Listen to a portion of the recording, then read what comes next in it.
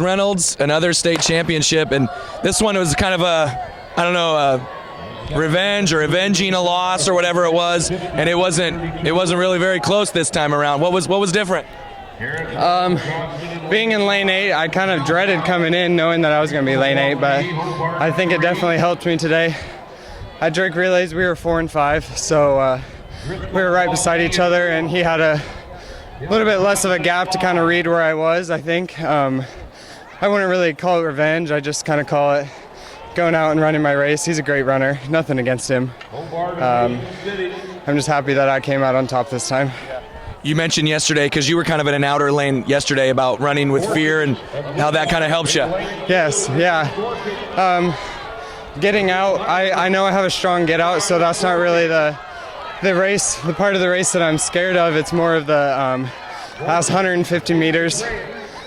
Since I get out so hard, I do kind of lose my speed a little bit on the last 100 meters, but today I just focused on relaxing, keeping my arms moving, keeping my legs driving instead of like gritting against it, and I think that helped me. The success you've had in the outer lanes the last 2 days, do you think this is going to be something you just say, I'm going to sandbag my way and say qualifying meets from now on?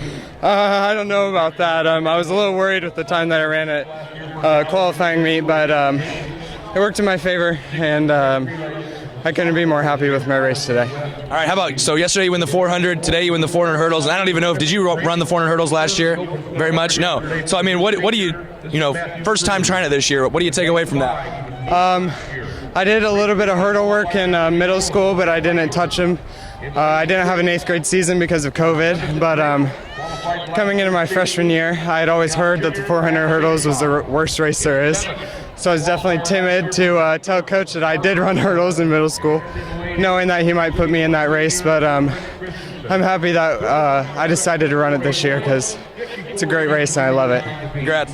Thank you. Devault, second place finish in the 400-meter hurdles. Tell me, first of all, how'd you feel? How'd you feel about the run, and how do you feel right now?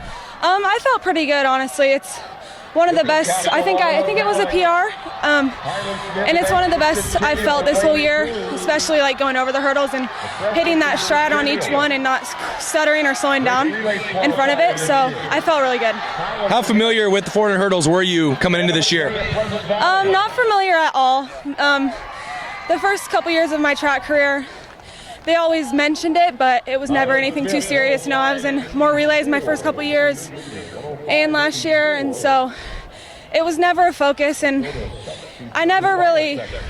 I kind of always dreaded it whenever they would bring it up, but this year I was like, I think I could be really good at them, and I really wanted to try them, and so we did, and then I've just kind of stuck with that the entire year.